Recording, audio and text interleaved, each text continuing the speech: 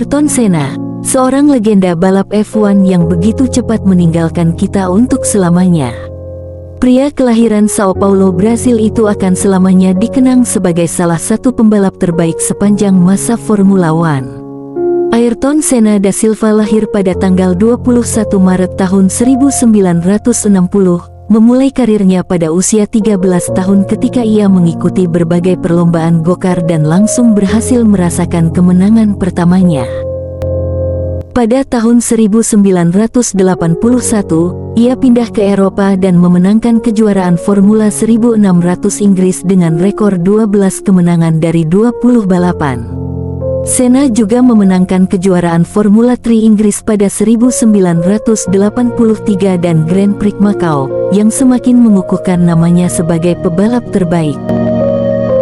Karirnya di Formula One dimulai bersama tim Toleman pada 1984. Meski Toleman bukan tim besar, namun Ayrton Senna berhasil menunjukkan performa cukup impresif di musim debutnya. Pada tahun 1985, ia bergabung dengan Lotus, yang mana ia dikenal sebagai King of Pole Position. Ayrton Senna kemudian bergabung dengan McLaren pada 1988 dan berhasil menjadi juara dunia Formula One, mengalahkan rekan setimnya Alain Prost.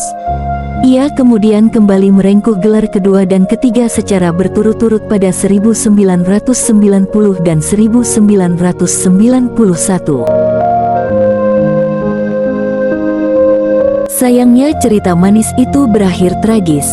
GP San Marino 1994, yang dikenal sebagai akhir pekan paling kelam dalam sejarah Formula One, pada sesi kualifikasi pada hari Sabtu, pembalap Austria Roland Ratzenberger mengalami kecelakaan fatal di mana mobil yang ia kendarai menghantam tembok pembatas dengan kecepatan 314 km per jam yang seketika merenggut nyawanya.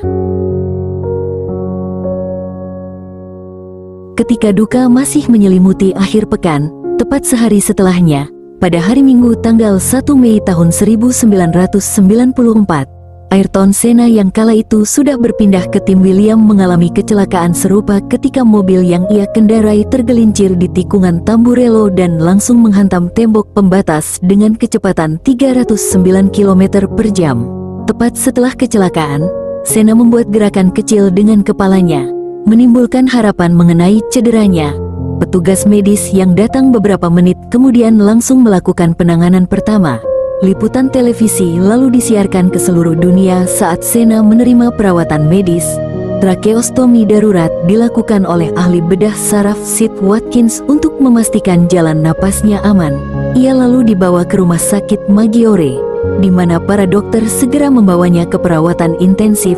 Dr. Maria Teresa Fiandri yang bertanggung jawab atas informasi terkini medis kepada media dan publik sekitar pukul 19 mengumumkan bahwa Senna telah meninggal dunia 20 menit sebelumnya. Mirisnya, belakangan terungkap bahwa bendera Austria yang digulung ditemukan di mobil Senna, karena ia bermaksud menghormati Ratzenberger setelah balapan.